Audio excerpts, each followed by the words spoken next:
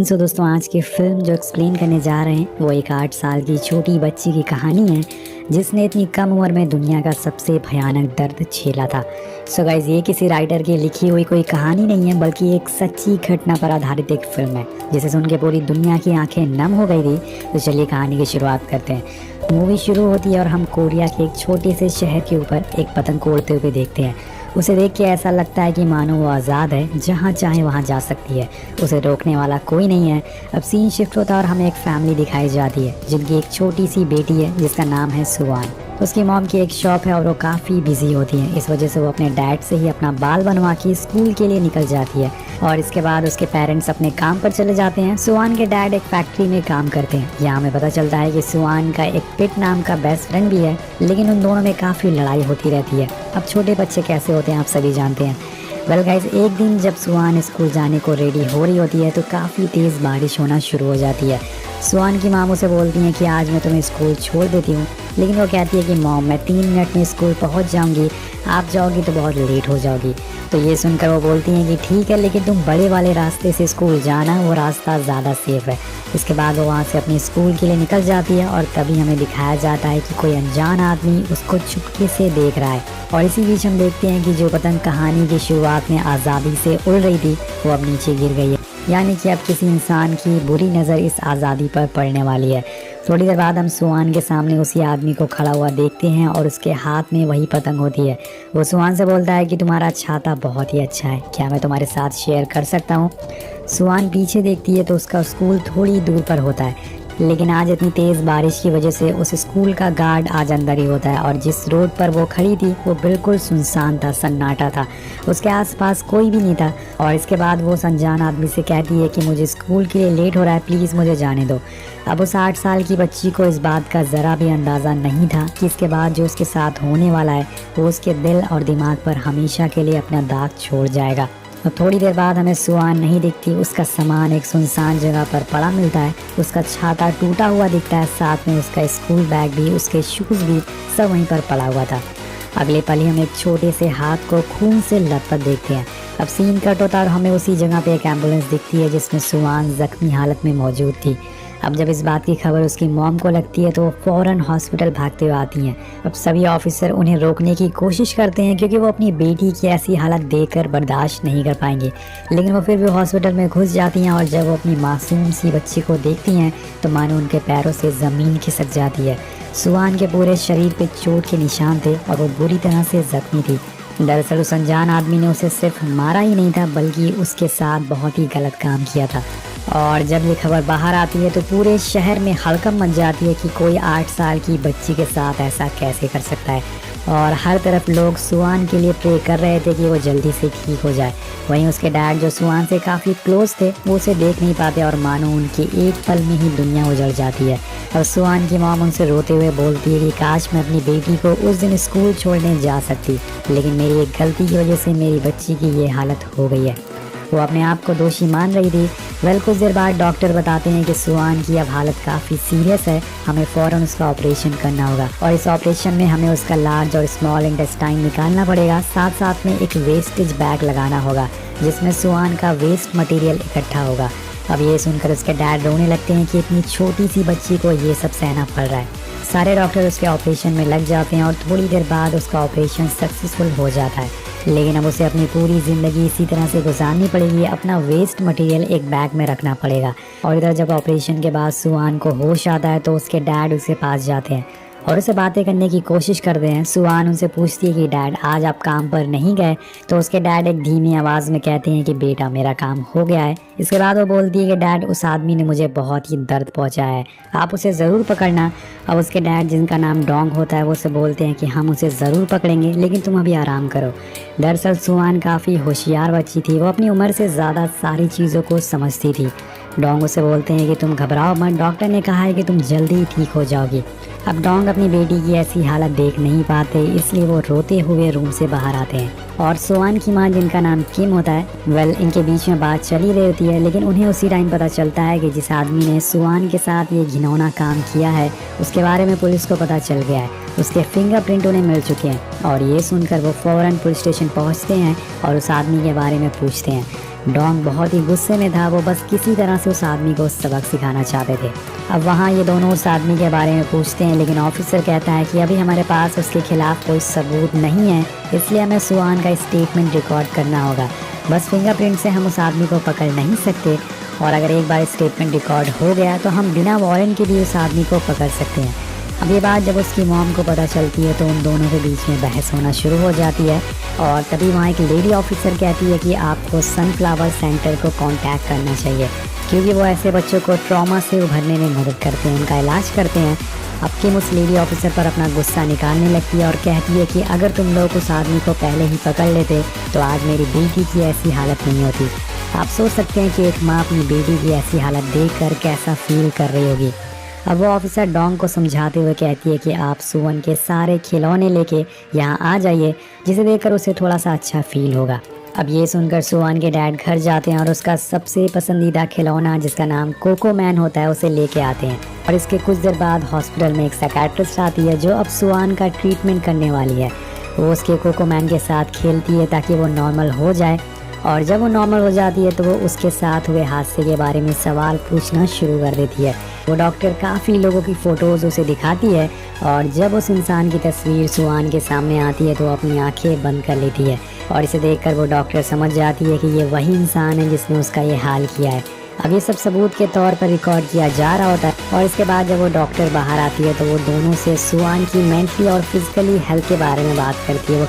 और वो ये भी बोलती है कि आप दोनों की भी हालत ठीक नहीं है, आपको भी मेंटली हेल्प की ज़रूरत है, और ये मेरा कार्ड है, आप मुझसे आके मिल सकती हैं। ये देखिए किम गुस्से में आ जाती है और बोलती है कि तुम क्या कहना चाहती हो कि हम दोनों ठीक नहीं हैं, और वो उसका कार्ड उसे वापस देकर वहाँ से जाने को कहती है।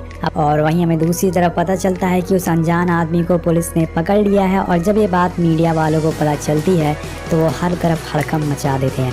और अब डोंग का एक दोस्त ही न्यूज़ देख लेता है और उसे कॉल करके बताता है कि मीडिया वाले सुआन के बारे में बातें कर रहे हैं, तुम्हें उन्हें रोकना होगा। सुआन के डैड फौरन हॉस्पिटल आते हैं ताकि मीडिया वाले उसकी बेटी के पास ना पहुंच सके। वो नहीं चाहते थे कि उसकी फ़ोटो टीवी पर आए और पूरी दुनिया को पता चले कि उसके साथ क्या हुआ है, जिससे उसकी बेटी की पूरी ज़िंदगी बर्बाद हो जाएगी। वो भागकर अपनी बेटी के पास पहुंचते हैं और अपनी बेटी को दूसरे रूम में शिफ्ट कर रहे होते हैं। तभी मीडिया उन्हें देख लेती है, जिस वजह से उसके डैड उसे गोद में उठा लेते हैं और सीढ़ियों से फ़ौरन ऊपर भागने लगते हैं ताकि मीडिया वाले सुआन की फ़ोटो ना ले सकें। वहीं कि मीडिया वालों को रोकती है, पर इसी बीच वो भी बेहोश हो जाती है क्योंकि वो भी प्रेग्नेंट थी, और इन सब की वजह से उसकी हालत भी ख़राब होती जा रही थी। अब जब सुआन के डैड उसे लेकर रूम में पहुंच जाते हैं तो वो देखते हैं कि उसकी वेस्टेज बैग फट चुकी है, और तभी सुआन उनसे पूछती है कि डैड मैंने कोई गलत काम किया है। उसके डैड कहते हैं कि नहीं बेटा, तुमने कुछ भी गलत नहीं किया है। अब ये बोलकर वो उसके कपड़े चेंज करने लगते हैं, लेकिन तभी अचानक से सुआन पूरी तरह से सहम जाती है, यानी कि वो अचानक से फ्रीज हो जाती है। ये देखे सुआन के डैड को कुछ समझ नहीं आता कि उसे क्या हो गया, लेकिन थोड़ी देर बाद उन्हें समझ आ जाता है कि सुआन के मन में क्या है। उसे लगता है कि उसके डैड भी उसके साथ वही गलत काम करने जा रहे थे जैसे उस आदमी ने उसके साथ किया था, क्योंकि उसने भी उसके कपड़ों को टच किया था। तो आप सोच सकते हैं कि सुआन के दिमाग पर कितना गहरा असर पहुंचा है इस हादसे का। और जब ये बात डोंग को समझ आती है तो वो पूरी तरह से टूट जाते हैं, उनकी आंखों में आंसू आ जाते हैं और फौरन अपनी बेटी से दूर हो जाते हैं और डॉक्टर्स को बुलाते हैं। उस आदमी के सुआन के मन में ऐसा खौफ पैदा कर दिया था जिस वजह से एक मासूम सी लड़की अब पूरी तरह से टूट चुकी थी। अब रात हो जाती है और डोंग दोबारा से अपनी बेटी से मिलने आते हैं, लेकिन यहाँ सुआन अपने ऊपर एक चादर रख लेती है और उन्हें देख के उसके डैड समझ जाते हैं कि आज शाम जो भी हुआ सुआन उनसे नज़रें नहीं मिला पा रही है। लेकिन सुआन उनके बात का कोई भी जवाब नहीं देती और वैसे ही चुपचाप बैठी रहती है। उसके डैड कहते हैं कि ठीक है, मैं बाहर हूँ, तुम्हें ऐसे बैठने की कोई ज़रूरत नहीं है, तुम्हें कुछ भी चाहिए तो तुम मुझे आवाज़ लगा देना।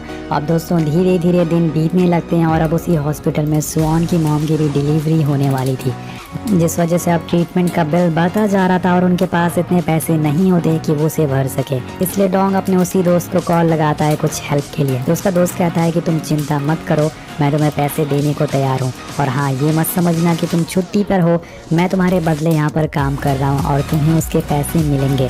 और डोंग का ये दोस्त दिल का बहुत ही अच्छा होता है और उसकी सारी बातें सुन के डोंग को थोड़ी खुशी मिल जाती है। सीन कट होता और आज उस अनजान आदमी की कोर्ट में पेशी होती है। जब उसे पहली बार सुआन के डैड देखते हैं तो बहुत ही ज़्यादा गुस्से में होते हैं। उनका बस चलता तो वो उसे वहीं मार देते, लेकिन वो किसी तरह से अपने आप को रोक रहे थे। अब जब केस आगे बढ़ता है तो वो आदमी साफ साफ मना कर देता है कि उसने ऐसा कुछ नहीं किया। वो बोलता है कि वो कंस्ट्रक्शन साइट पे काम करता है और उस दिन भी वो काम ही कर रहा था। अब घर आने के बाद उसने काफ़ी ड्रिंक करी और फिर वो सो गया। एक्चुअल में दोस्तों उसका यही मतलब था कि ये असल में पुलिस की एक चाल थी और वो बस उसे फंसाना चाहते हैं। लेकिन यहाँ उस अनजान आदमी के खिलाफ पूरा सबूत होते हैं, लेकिन वो आदमी पूरी तरह से इनकार कर देता है और बोलता है कि मेरे कपड़े चोरी हो गए थे। जिसके बाद कोर्ट इस केस की अगली डेट 25 सितंबर को रखती है। इस बात से डोंग का दोस्त जिसका नाम वैन होता है वो बहुत ही गुस्से में आ जाता है। वो अपने जूते उठाकर उस आदमी को मारते हुए कहता है कि तुम खुद को इंसान समझते हो, तुम एक हैवान हो और तुम सीधा नर्क में जाओगे। अब जब सुवान के डैड हॉस्पिटल वापस आते हैं तो वो देखते हैं कि कुछ लोग उसकी बेटी के कमरे में कार्टून की ड्रेस पहनकर डांस कर रहे हैं और ये देखकर सुवान बहुत ही खुश होती है। वो भी उसके साथ डांस कर रही थी। ये सब दरअसल साइकियाट्रिस्ट के करने पर किया जा रहा था जिससे सुवान नॉर्मल फील कर सके। और उस ड्रेस के अंदर सुवान की मॉम और उनकी दोस्त होती है। अब जब रात को साइकियाट्रिस्ट डोंग को बताती है कि हमें ये डेली करना होगा क्योंकि इससे सुवान का स्ट्रेस जो उसकी मेंटल हेल्थ है वो ठीक होगी। लेकिन दोस्तों इस कार्टून की ड्रेस का बहुत ही ज़्यादा खर्चा आ रहा था जो डोंग उठा नहीं पाएगा और डोंग उस कार्टून वाले ड्रेस की पेमेंट करता है और उस आदमी से पूछता है कि अगर मैं इसे लेना चाहूँ तो ये कितने में मिल जाएगी।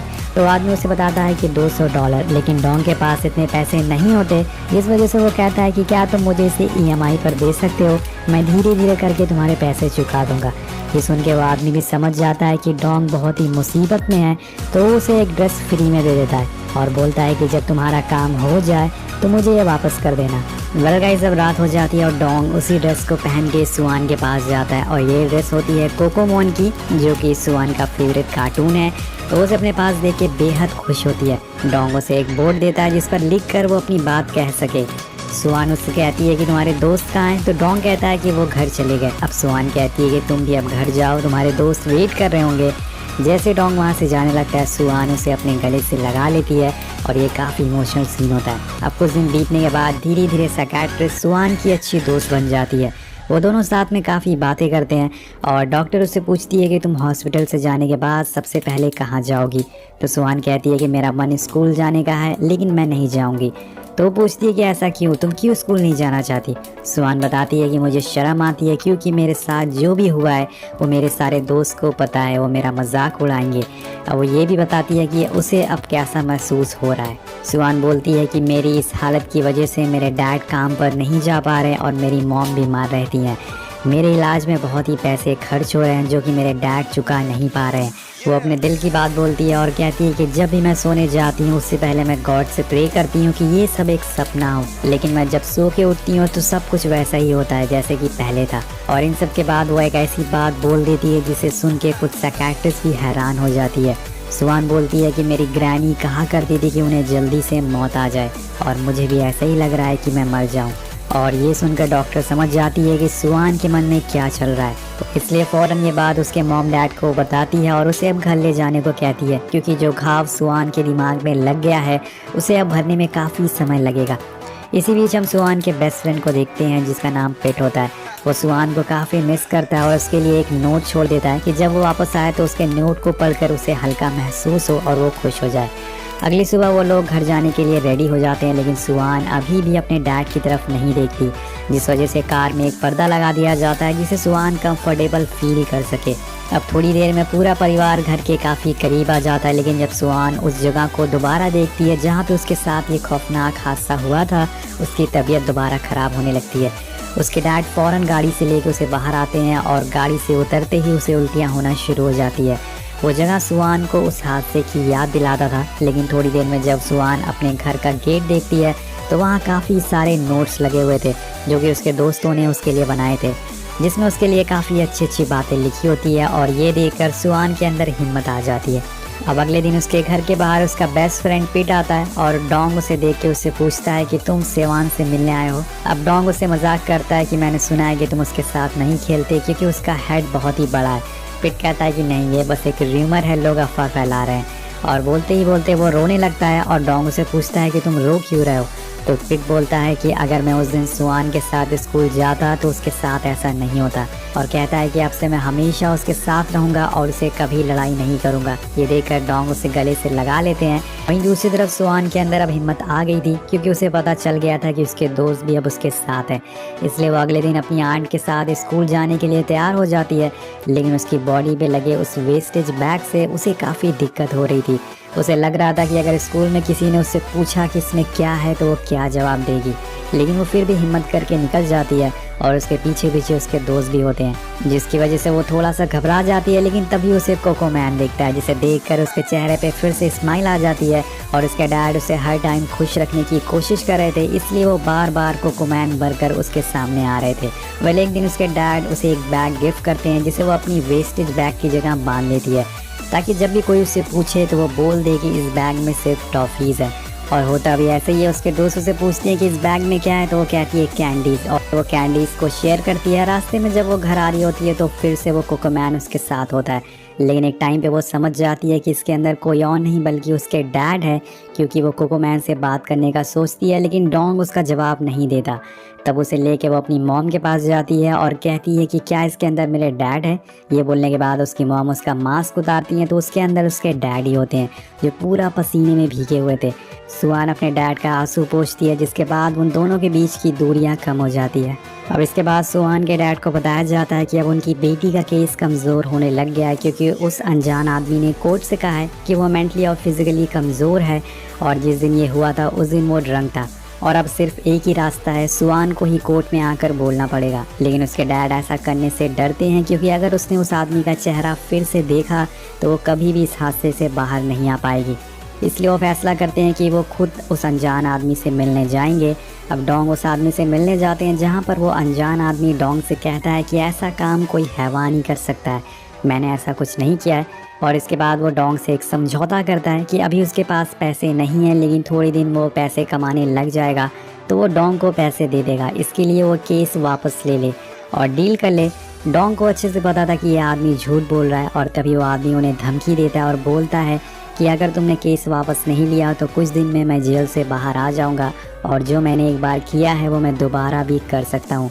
अब ये सुन के डोंग अपना होश खो देते हैं और उन्हें बहुत ही गुस्सा आ जाता है। वो चेयर को उठा के उसे खींच कर मारते हैं। अब अगले दिन कोर्ट में फिर से हियरिंग होती है, और वहाँ सुआन भी मौजूद थी, जिसे उस आदमी का चेहरा दिखाया जाता है, और जिसे देखते ही वो उसे पहचान जाती है।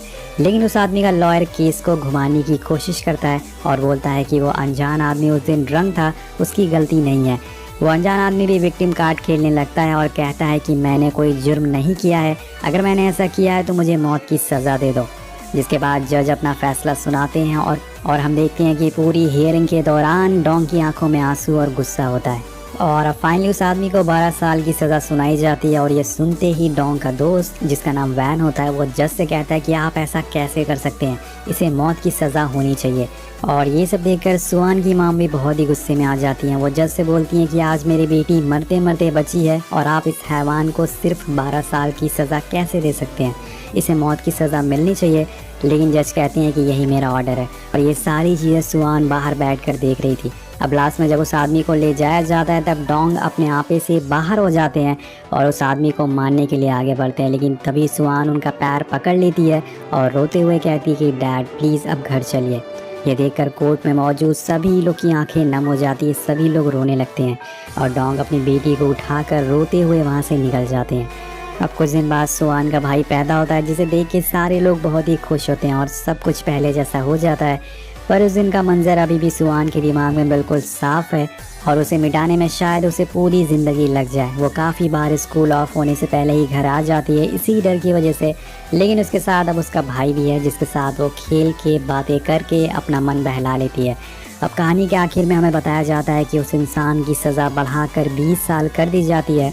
और दोस्तों, मैं आपको बताना चाहूँगा कि ये पूरी कहानी एक सच्ची घटना पर आधारित है। ये हादसा 2008 में हुआ था, जिसने एक हंसते खेलते परिवार को हिला कर रख दिया था। तो आपको ये कहानी कैसे लगी नीचे कमेंट करके ज़रूर बताएगा। मिलते हैं आपसे अगली वीडियो में। Thank you so much.